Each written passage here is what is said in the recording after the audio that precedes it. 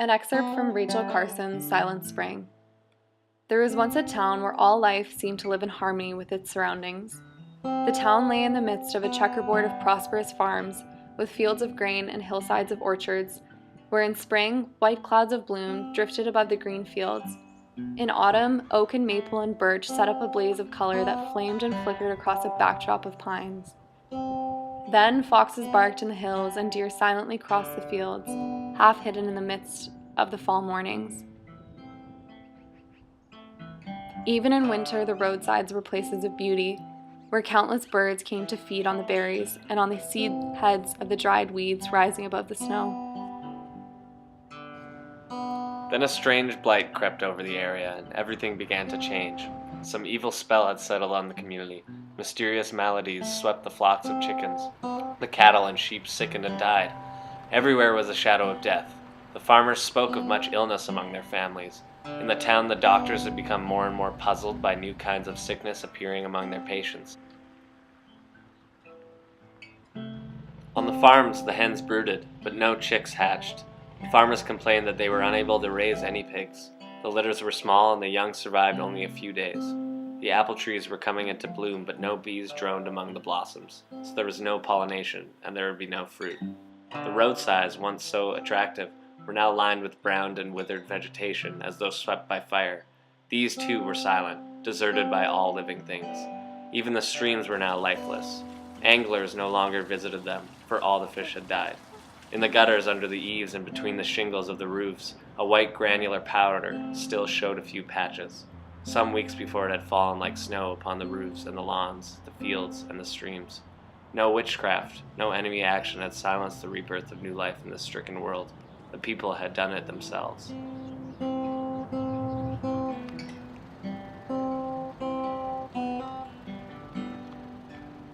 This town does not actually exist, but it might easily have 1,000 counterparts elsewhere in the world. A grim specter has crept upon us almost unnoticed, and this imagined tragedy may easily become a stark reality we all shall know.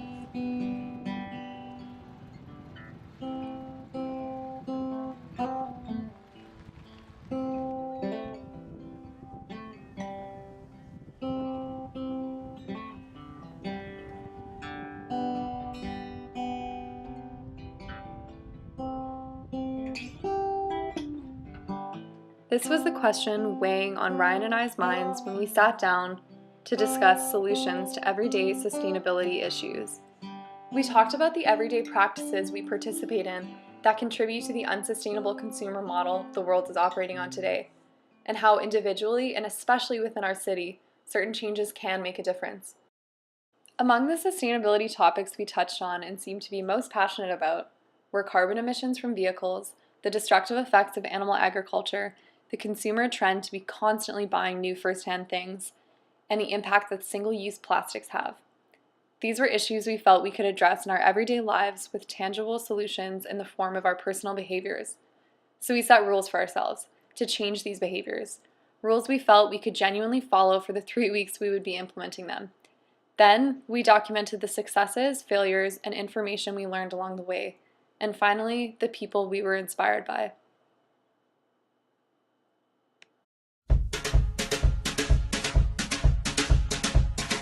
First stop, farmer's market.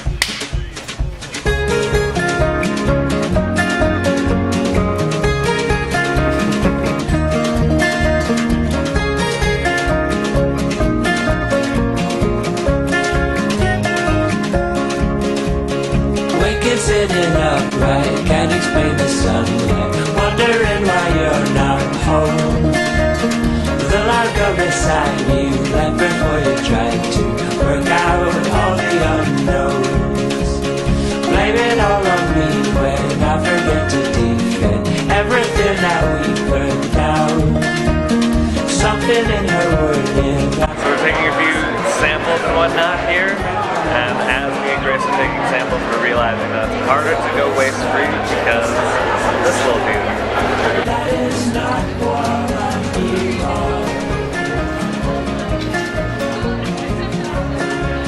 So one thing that we've encountered is that even though we brought these guys in order to reduce waste, we've actually been finding that a lot of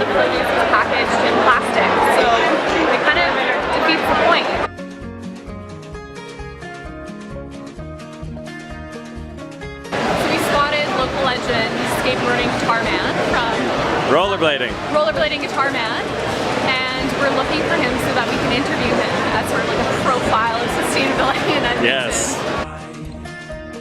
Stop and think it over, smiling, moving closer. Oh, what delicate time. Blame it all on me when I forget to defend everything that we put down. Here we are at the ETS bus terminal, the center for sustainable travel and for the everyday commuter. Thought it stopped just as it started, but that is not what you are.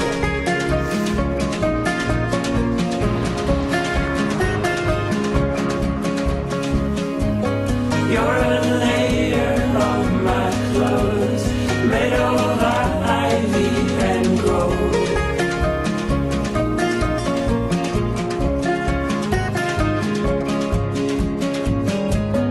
You're a layer. So we're just walking and about to catch the bus back home, but it's really interesting because it's such a beautiful day, and normally I would either be driving or be driven by someone. So with the incentive to walk, you not only get to experience the beautiful weather, but you get exercise and you're living a more sustainable lifestyle. So it's great. And All vitamin around. D.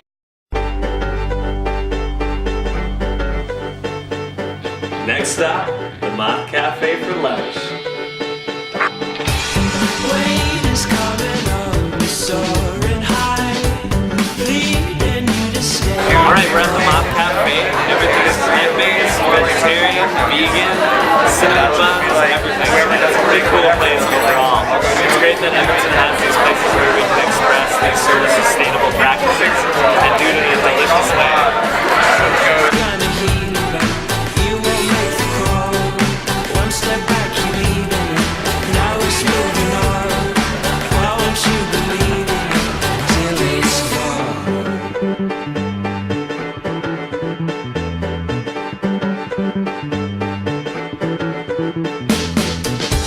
Fading out the light, softly say. Okay, so we are currently at the Stitches outlet store in Bonnie Doon Mall. It is an example of a place that has completely unsustainable business practices and is literally the bane of fast fashion. So these are places that Ryan and I are going to try and avoid. Instead of opting for t-shirts for $7, we're going to be looking for clothing at secondhand stores instead. Next stop, Value Village.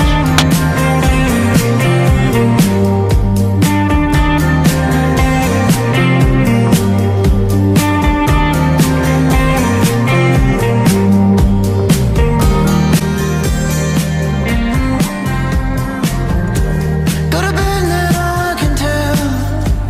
Pain is on the way out now. Look away and domino falls away. I know it's hard looking in. No, not tomorrow, you'll be back again. Hang your head and let me in. I'm waiting. Why shop branding when you could be a hipster goth? Or a cowboy?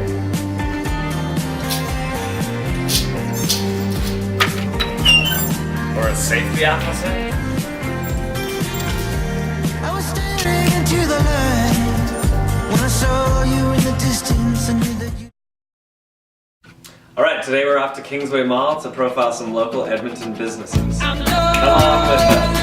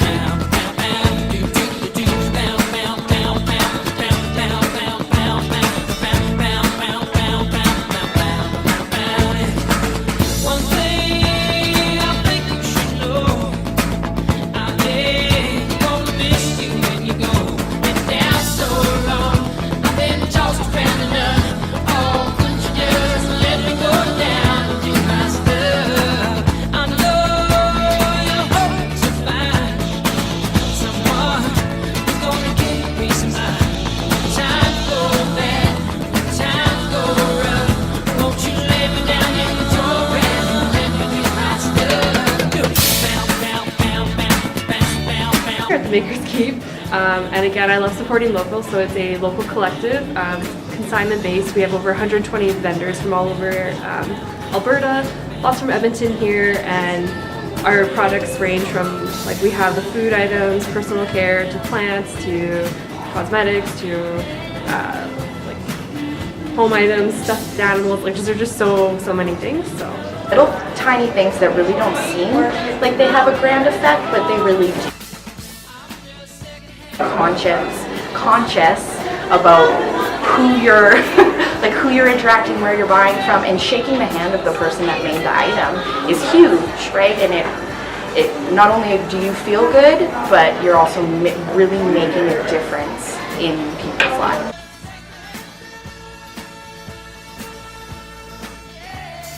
Matter of keeping the money in the community, because so many businesses are either foreign or international that the money goes around the world rather than staying in the city itself. And we really need it here to grow our businesses and grow our communities. So we're just concluding our day in Kingsway. It's pretty sweet. We talked to some amazing people, lots of people that are really into local and sustainability. And I find it really amazing that we have a mall in Edmonton like Kingsway that supports local businesses like this. Like, we have our H&Ms, we have all that, but also we have these spaces where local people can be celebrated and hopefully propped up for further success.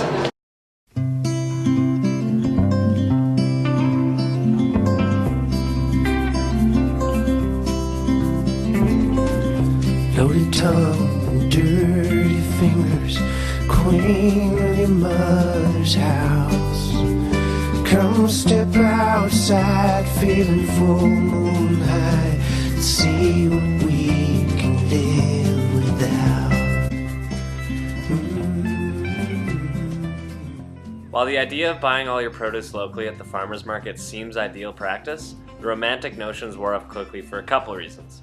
Number one was the price. It's apparent shopping at local vendors requires a privilege that is tough on a student budget.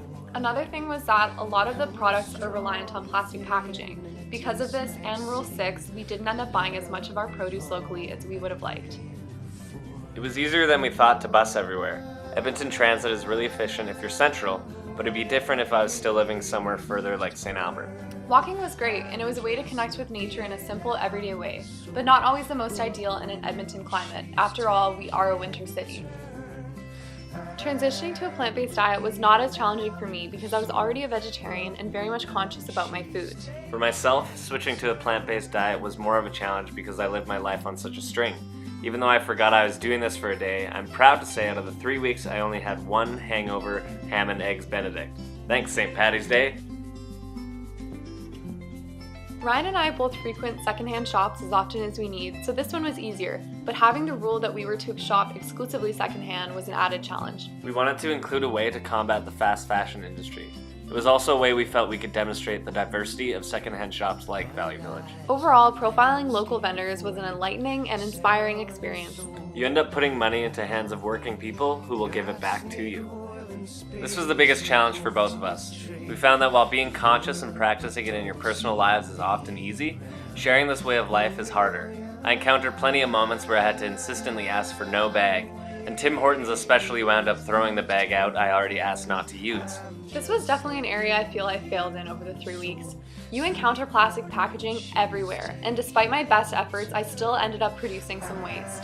Setting these rules for ourselves put sustainability at the forefront of our minds, and it really made us think about every decision we made regarding our consumer habits. Implementing these rules at once might not work for everyone, and in lots of ways it didn't work for us, but small ripples make big waves. And even though we might not change the world with this, the world will be a more sustainable place with 2 more people trying.